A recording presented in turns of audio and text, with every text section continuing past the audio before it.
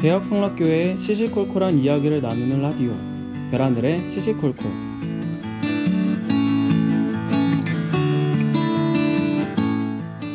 메리 크리스마스! 다들 즐겁고 은혜로운 크리스마스 보내고 계신가요? 요즘 거리에 나가면 이제 막 캐롤도 많이 나오고 막 곳곳에 전에 못 보던 화려한 장식들도 많이 보이고, 우리 교회도 보면은 저 신길분당 3층에 되게 크고 멋있게 트리도 막 설치해 놓고, 저 성신 카페나 다른 곳곳에 또 1층 로비에도 막 여러 가지 장식들 많이 달려 있고, 또 이제 한편 23일 주일에는 막 오후에 한가죽 축제였죠. 그런 것도 하고 되게 재밌었거든요. 교회 안팎으로 되게 즐겁게 보내고 있는 것 같습니다. 근데 이제 지난주까지는 좀 이게 날씨가 따뜻해가지고 적당히 얇은 옷을 좀 입고 다녀도 됐는데, 갑자기 어제 오늘 해가지고 엄청 추워졌어요. 그래가지고 숨쉬기 힘들 정도로 막 바람도 많이 불고 춥고 해가지고요. 제가 어제까지는 얇은 옷을 입고 다니다가 오늘은 지금 이렇게 녹음하고 있는 데는 평소보다 더 두껍게 와서 입고 있어요. 물론 이제 이렇게 방송으로 들으시는 분들은 안 보이겠지만요. 근데 이제 그 두꺼운 옷이라고 하니까 생각나는데, 몇 주 전에 이제 저 혼자 그런 일이 있었어요. 다들 아무래도 주일에 이제 교회 가실 때는 이제 옷차림에 신경을 써서 입고 가시잖아요. 저도 좀 그러는 편인데, 이제 평일에 학교 다닐 때는, 그러니까 뭐 학기 중 주중에는 사실 좀 대충 적당히 입고 다녀요. 그래도 이제 주일에는 그래도 주님 뵈러 가는 날인데 하면서 좀 신경을 쓰거든요. 근데 이제 이거 뭐 적당히 날씨가 괜찮을 때는 상관이 없는데, 그때 주일이었거든요. 근데 그때 전후로 막 뉴스에서 북극 한파라니 뭐라니 하면서 막 영하 10도까지 확 내려갈 때가 있었어요. 와, 진짜 추웠거든요. 그래가지고 그날은 뭐 패션이나 뭐 이런 거를 이제 신경 쓸 겨를이 없었어요. 완전 이거는 제 생존에 지금 달린 문제랄까요? 그러니까 이제 제가 이제 평소에는 그냥 뭐 주일에 깔끔한 코트 같은 거 이렇게 입고 가다가, 그날 아침에 제가 일부 예배를 주로 드리거든요. 이게 해 뜨기 직전이 제일 춥잖아요. 진짜 창문을 살짝 열었는데 너무 추운 거예요. 그래가지고 이거 패딩을 입어야 되나 말아야 되나 그 생각을 했거든요. 근데 이제 들으신 분들 중에서 아니 뭐 패딩 입는 게 뭐가 고민이야 하실 분들이 있는데, 맞아요. 뭐 별 고민 아닌데, 저 스스로 약간 그런 강박관념이 있었어요. 약간 뭐냐면은 좀 뭐 코트라든지 이런 적당히 이렇게 옷을 이렇게 구슬 맞춰서 입으면 약간 뭐 좀 맞춰서 예의 있게 하나님 앞에 가는 것 같고, 뭐 패딩 같은 거 입으면은 약간 좀 대충 하고 나가는 것 같고, 저 스스로 약간 그런 부분이 있었어요. 근데 이제 저번에는 너무 추우니까 이거는 코트 입고 나가면 코트째로 얼어버리겠다, 다 그 생각 들어가지고 그냥 이제 어쩔 수 없다 하고 패딩을 입었는데, 따뜻하더라고요. 그게 진짜 두꺼운 거여가지고 약간 침낭 입고 다니는 기분이었는데, 근데 중간에 그런 생각이 든 거예요. 아니 뭐 코트 같은 뭐 입었다고 뭐 하나님이 기뻐하시고, 뭐 패딩 입었다고 뭐 싫어하시고 이런 것도 아닌데, 뭐 우리 하나님 아버지 그렇게 쪼잔한 분은 아니시잖아요. 근데 이제 오히려 좀 제 스스로 괜히 좀 그런 걸 만들어 가지고 생각한 게 아닌가 그런 생각이 들었어요. 뭐 제가 무슨 옷을 입든 사실 제가 예배를 드릴 때 그 중심을 보시는 하나님이시잖아요. 그러니까 그래 뭐 무슨 옷을 입든 내가 그날 하나님 앞에 진심으로 나아가는 게 중요하지, 그 생각을 하게 됐습니다. 뭐 영하 10도에 패딩 입고 살아야 예배도 드리는 거 아니겠어요? 뭐 나쁜 일도 아니고. 진짜 이게 유치한 에피소드긴 한데요, 좀 되게 당연하고 사소한 면에서도 좀 제 스스로를 이렇게 돌아볼 수 있는 되게 그랬던 기억이어가지고 갑자기 또 생각이 났습니다. 앞으로 저도 좀 갈 길이 많이 남은 것 같아요. 네, 이번에는 좀 사연을 새로 들어왔었는데, 이거를 좀 소개해 드리도록 하겠습니다. 익명으로 소개 부탁드리셨는데요. 네, 바로 읽어드리도록 하겠습니다. 목요일 점심에 우리 은행 앞에서 여집사님, 권사님이 나와서 전도하시는 모습을 보았습니다. 처음에 모른 척 지나가려고 했는데 여집사님이 예수 믿으세요 하면서 전도지를 주었습니다. 고개를 숙여보니 성락교회 교회개혁협의회 심볼이 있는 전도지가 있었습니다. 반갑게 인사를 하고 길을 가고 있었습니다. 추운 날에 전도하시는 분들 생각이 나서 따뜻한 음료수를 사서 다시 그 자리에 가보았지만 안 계셨습니다. 아쉬웠지만 다음에 뵙게 되면 따뜻한 커피 먹으면서 이야기 나누고 싶네요. 네, 왜 처음에 모른 척 지나갔는지 잘 모르겠네요. 물론 저도 이제 뭐 신도림역 같은 데 하면은 꼭 지하철역 앞에서 이제 전도지 주시는 분들 있잖아요. 저도 교회 다니긴 하는데 뭔가 좀 받기 좀 그렇더라고요. 뭐 저는 이미 교회 다니는데 저 같은 사람이 받아서 의미가 있나 뭐 싶기도 하고. 가끔씩은 저한테 막 전도해 주시는 분들한테 이제 저 교회 다녀요 하면서 아유 추운데 수고하세요 가끔 그런 말 할 때가 있어요. 물론 하고 나서 약간 좀 부끄러워가지고 왜 그랬지 그러긴 하는데 어쨌든 매주 목요일이었나요? 근데 권사님들이 이제 직접 나가셔서 이제 노방 전도를 하시는 걸로 알고 있어요. 그게 원래 정해져 있고 그런 건 아니었는데 이제 권사님들이 우리 이제 이렇게 조금 상황이 안정이 되었으니 우리도 이렇게 복음 전하는데 조금이나마 힘을 쓰겠다라고 하시면서 자발적으로 시작하신 걸로 알고 있고요. 그래서 이제 전도지도 얼마 전에 이제 새로 만들어졌었죠. 그래서 그 안내실 앞에 있는 거 보니까 되게 누가 디자인했는지는 몰라도 사이즈도 이쁘고 되게 디자인도 되게 잘 돼 있더라고요. 그리고 이제 권사님들이 그러니까 좀 예전에 그러니까 좀 신길 본당 자체도 이게 평일에 무슨 일이 일어날지 몰라 하던 약간 그 시절부터 이제 주중에 낮에 이제 다른 많은 분들 뭐 직장에 나가서 일하시고 하시는 분들 많다 보니까 그나마 좀 시간이 되시는 그 권사님들이 이제 그때 오셔가지고 낮에 이제 그것을 지켜주시고 이제 그때부터 그게 시작된 걸로 알고 있어요. 이제 요즘도 보면은 이제 매일같이 이제 신길본당에 오셔서 자리하시는 분들을 이렇게 교회 오면서 가면서 이제 보거든요. 참 이렇게 매일같이 오시는 게 대단한 것 같기도 싶고요. 참 감사하다라는 생각이 들었습니다. 언젠도 보니까 그 오전이었는지 오후였는지 기억이 안 나요. 막 그 권사님들 그냥 계시기 좀 뭐하니까 이제 복지위원회 쪽인가요? 그쪽에서 그 권사님들 이제 뭐 하시는 어떤 프로그램 같은 거 준비해서 막 요일별로 다르게 했던 것 같은데 가끔 봤어요. 살짝 재밌어 보이더라고요. 어쨌든 딴소리가 좀 많았는데요. 이렇게 가슴 따뜻한 사연 보내주신 성도분께 성신카페 커피 보내드리도록 하겠습니다. 네, 오늘은 사실 크리스마스 특집을 할까요? 딱히 특집까지는 아니지만요. 이제 유튜브로 보시는 분들은 이제 화면에 제 크리스마스 버전으로 저희 별하늘의 시시콜콜 이미지가 바뀌어 있는 거 보실 수 있으실 텐데요. 크리스마스, 예수님께서 이 땅에 오셨음을 이제 기억하고 감사하는 날이죠. 그런 만큼 사실 우리 크리스찬들에게는 정말 기쁜 날이고 또 축하할 날이고 평안하게 보내야 할 날이죠. 그래야 되는데 우리 교회는 아직 100% 평안함을 누리지는 못하고 있는 것 같아요. 신길본당이나 다른 뭐 여러 예배당에서는 뭐 평범하게 예배를 드리고 있고 또 나름 축하하는 행사도 있고 뭐 했잖아요. 뭐 예배당 자체적으로도 뭐 송년회나 뭐 이제 크리스마스 행사나 했던 걸로 알고 있는데요. 한편으로는 이제 같은 날 이제 구리 예배당에서는 그 이전이랑 마찬가지로 또 그 2층 공간 사용 때문에 옆 동네 사람들 막 몰려와서 맞고 틀어맞고 이렇게 난리를 치는 바람에 또 이제 여전히 대치하는 일이 있었고요. 이제 안산에서는 그 옆 동네 사람들이 이제 우리 개혁교회 측의 그 청소년부, 초등부 그리고 잠옷실이라고 하죠. 그 잠옷들이 사용하는 공간을 이제 막 다 잠궈 놓고 뭐 철판 같은 걸로 이렇게 사진 보니까 다 덧댔는지 이렇게 막아버렸더라고요. 그래가지고 이제 그날 어쩔 수 없이 이제 목회실로 쓰던 곳에 들어가서 이제 있었다고 합니다. 한편 이제 강릉에서는 아예 이제 그 11시 예배를 이제 추운 그 바깥에서 드렸다고 해요. 그것도 이제 사진을 같이 봤는데 나이 드신 할머니 권사님께서 그 옷 입고 이제 바깥에 앉아 계신 걸 보니까 참 성탄 주일에 이게 대체 무슨 일인가 참 마음이 씁쓸하더라고요. 오히려 이제 작년 크리스마스 때랑 비교하면 물론 그때가 전체적으로는 더 다사다난하기는 했지만 그래도 그날만의 이제 상황을 봤을 때는 조금 조용했던 것 같거든요. 근데 올해는 오히려 크리스마스 있는 주일인데도 불구하고 더 전국에서 이런저런 일이 있었던 그런 크리스마스였던 것 같아요. 성탄절의 의미를 참 되새기기는커녕 더 악랄하게 예배방에나 하고 다니는 그 사람들은 하나님 눈치를 보고 사는 건지 잘 모르겠네요. 오늘은 성도 여러분들과 이런 얘기를 좀 나눠보고 싶었어요. 질문 하나 좀 드리려고 해요. 우리는 왜 개혁을 할까요? 이 질문이 조금 추상적으로 들리신다면 좀 구체적으로 질문을 바꿔볼게요. 우리는 왜 아직도 개혁 성락교회라는 곳에 남아서 이런 식으로 함께 하고 있을까요?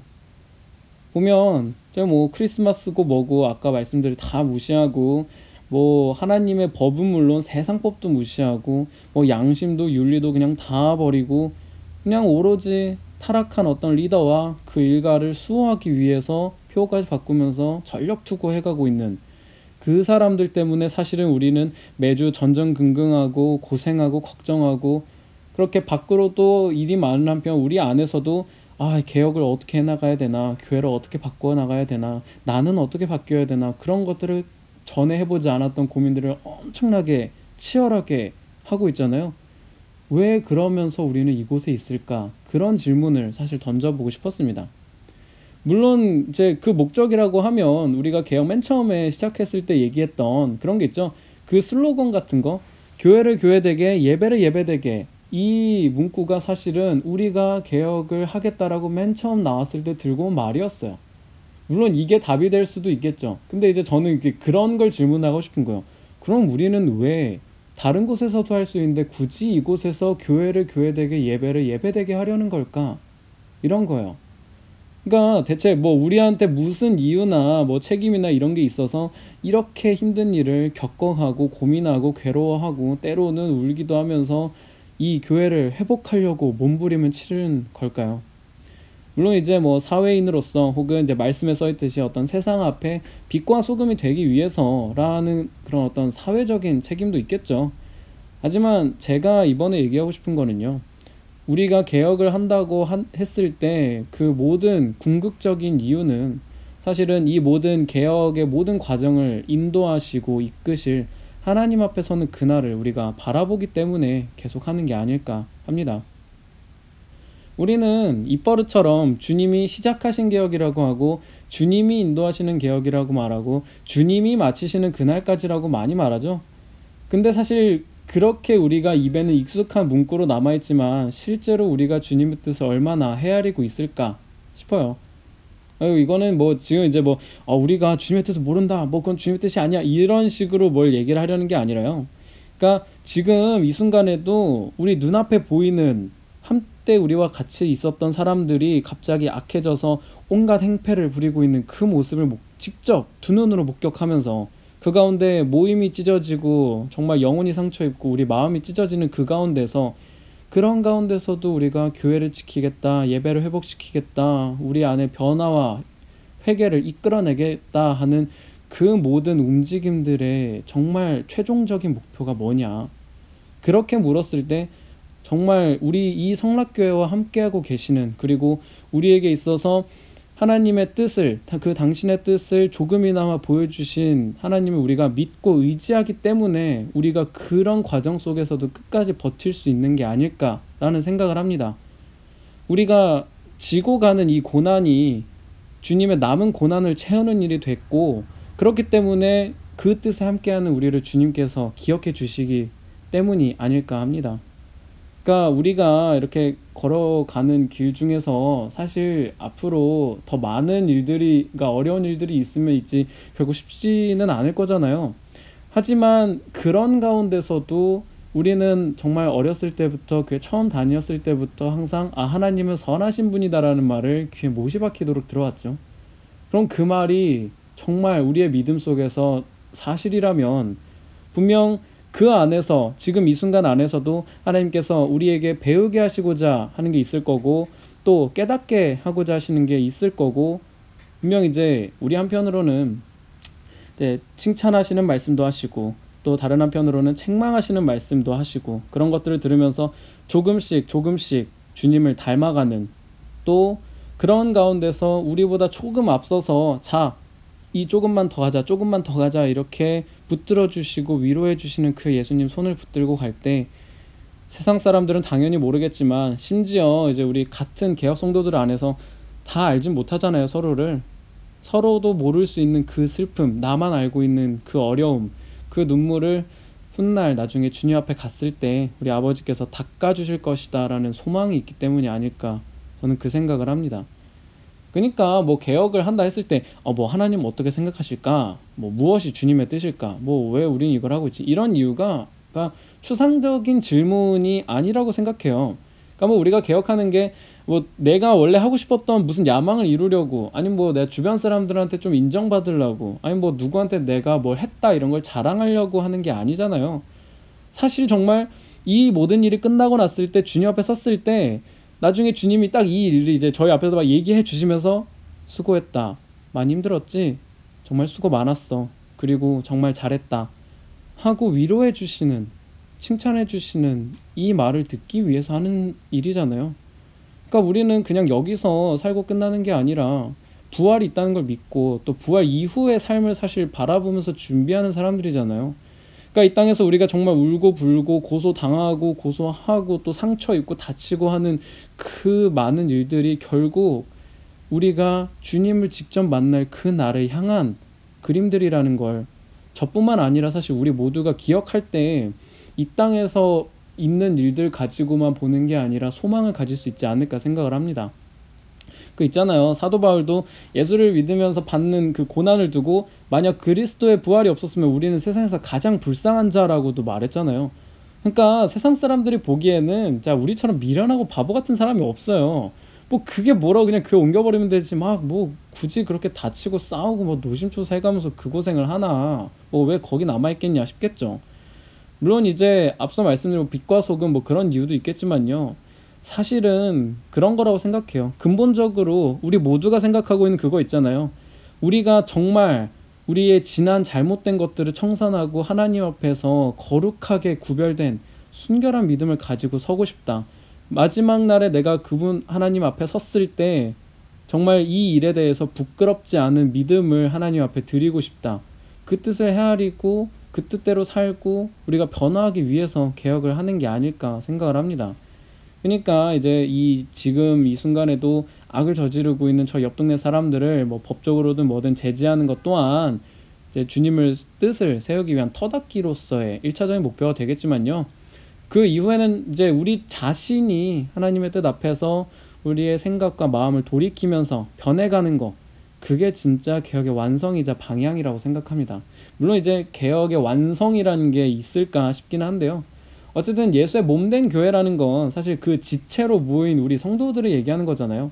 그러니까 우리가 맨 처음에 얘기했던 교회가 교회되게 라는 말도 결국은 교회인 나 그리고 교회인 우리 모임이 정말로 하나님이 기뻐하시는 모습으로 바뀌어 갈 때, 그렇게 회복해 갈 때 그게 정말로 본질적인 의미에서의 개혁이 아닐까라고 생각합니다. 그러고 보니까 이제 지난주 금요 기도회에 그 특별히 외부에서 주원규 목사님이 오셔서 말씀을 전해주셨잖아요. 뭐 아시는 분들은 아시겠지만 그 더 전에 이제 토요일 날에 오셔가지고 이제 특강을 해주셨어요. 그 주제가 이제 성락교회의 개혁의 현재와 미래였는데 이제 그거 들으셨던 분들이 이제 반응이 너무 좋았어요. 그래가지고 이거 진짜 우리 교회가 다 들었으면 좋겠다. 그런 반응들이 정말 많았는데 그래서 이제 또 함께 듣고 나눴으면 해서 금요일에 또 모셨던 것 같아요. 혹시 뭐 이 토요일 특강이나 이제 뭐 금요 기도회 때 말씀 이제 직접 못 가셨던 분들은 꼭 유튜브에서 영상 찾아서 보셨으면 하고요. 갑자기 이 얘기를 하는 이유가 뭐냐면요. 그분이 해주시는 말씀이 지금 제가 이제 이렇게 드렸던 것보다 훨씬 더 깊이 있고 더욱더 말씀에 기반해 있는 내용이라고 생각해요. 그래서 그런 것들 찾아서 들으시면서 이제 저뿐만 아니라 좀 우리 모두가 이곳에 있는 이유가 무엇인지를 각자 고민할 수 있는 되게 좋은 기회가 아닐까 해서 이제 추천드리는 거예요. 우리가 뭐 개혁하는 이유가 뭐 그냥 사람 때문에 아니 뭐 다른 뭐 때문에 그런 게 아니라 지금 이 순간에도 나와 함께 하시는 하나님을 내가 소망하기 때문이라는 그 이유를 그냥 제가 뭐 앞서서 이런저런 얘기해드리긴 했지만 뭐 그렇다니까가 아니라 정말 내가 느끼기에 그렇구나 라는 이유가 있었으면은 우리 성도 여러분들 각자의 어떤 심령속에 있었으면 좋겠다라는 마음이 있습니다. 적어도요 저는 뭐 상급 뭐 이런 것보다요 그냥 그날 주님을 직접 뵀을 때 제가 굳이 일일이 뭐 저 이런 거 고생해서 이런 거 힘들었어요 말하지 않아도 그냥 주님이 이미 다 아시고는 기다리고 있었단다, 힘들었지, 수고했어, 이 말 한마디 해주시면 저는 더 바랄 게 없을 것 같더라고요. 그런 의미에서 끝으로는 이제 이번 주일에가 12월 23일자에 있었던 성신의 칼럼의 끝부분을 여러분들과 함께 나누면서 마무리하려고 합니다. 왜 우리 개혁이 여기에 있어야 하는가?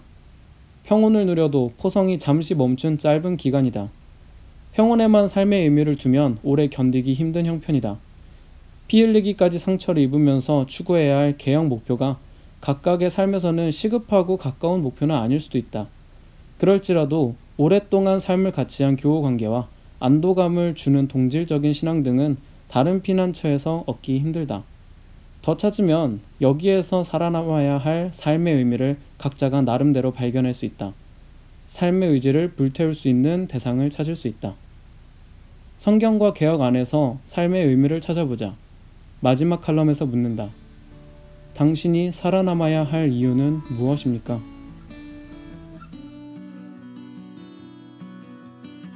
오늘의 이야기가 마음에 드셨나요? 그럼 구독과 좋아요 한 번씩 부탁드립니다. 그리고 카카오톡 필친으로도 별하늘의 시시콜콜 검색하시면 플러스 친구 나오니까요. 꼭 친구 추가하셔서 여러가지 안내도 받으시고 사연 제보도 많이 부탁드릴게요. 그럼 여러분 메리 크리스마스!